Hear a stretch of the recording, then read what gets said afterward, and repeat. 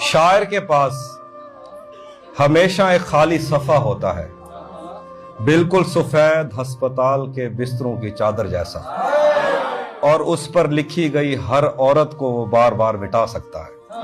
वो औरत को नहीं छूता बल्कि उसकी जिल्द के नीचे बहती हुई कहानी को। शायर की छोड़ी हुई औरत मुकम्मल लम्स को तरसती है, क्योंकि शायर छूता नहीं, काटता है अपने लफ्जों से।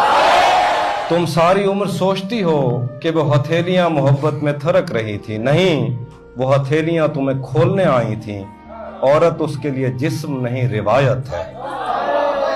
शायर छू कर मादियत छीन लेता, वो बालों को उंगलियों से नहीं समेटता, वो उनमें उलझे हुए ख्वाब नोचता है। वो तुम्हें बाहों में नहीं लेता, वो तुम्हें तोलता है तुम्हारी रीढ़ की हड्डी से खामोशी निकालने के लिए। वो तुम्हें ऐसे देखता है जैसे एक मुजस्मा तराश किसी अधूरी चट्टान को। जो औरतें कम बोलती हैं, शायर उनसे सबसे ज्यादा मोहब्बत करता है।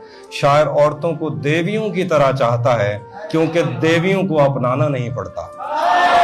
अगर कभी कोई शायर तुमसे मोहब्बत का दावा करे तो अपने ख्वाबों को छुपा लेना अपनी कोख में, क्योंकि वो ख्वाबों को जूतियों की तरह दरवाजे पर उतार के अंदर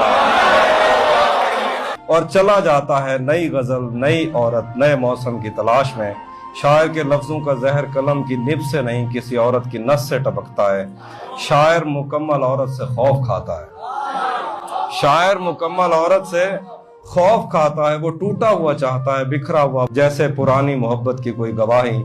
शायर औरत की हंसी से मोहब्बत नहीं करता, बल्कि उसकी हंसी में छुपी हुई हिजरत से। वो अपने कलम के नीचे रखी हुई औरत को मुकम्मल होने से पहले सफा पलट देता है। शायर को बदन नहीं, बदन की थकन चाहिए। वो तुम्हें छूता है, मगर सिर्फ उतना जितना उसकी नज्म को चाहिए। शायर को तुम्हारी आंखें नहीं, तुम्हारे आंसू चाहिए। तुम्हें पता ही नहीं चलता कि तुम कब औरत से उसके गीत का ईंधन बन गई। वो तुम्हें चूमता नहीं, बस तुम्हारे होंठों के किनारे गिनता है। वो पुरानी मोहब्बत की कब्रों से नई नज़में निकालता है। तुम्हारा जिस्म महज उसकी नज्म का इब्तदाइया है।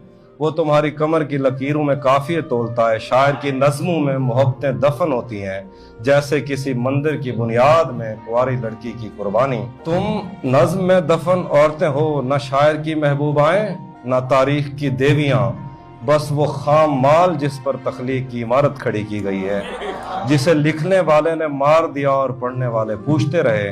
वो औरत के ख्वाब पब्लिशर को भेज देता है। शायर जब किसी से बदला लेने का सोचता है तो उसके हर औजार पर मोहब्बत की मट्टी लगी होती है। मरते वक्त शायर के पास कुछ नहीं होता, एक याद के सिवा, अपनी दफन की हुई औरतों की याद, जिन्हें उसने कभी मुकम्मल ही नहीं होने दिया।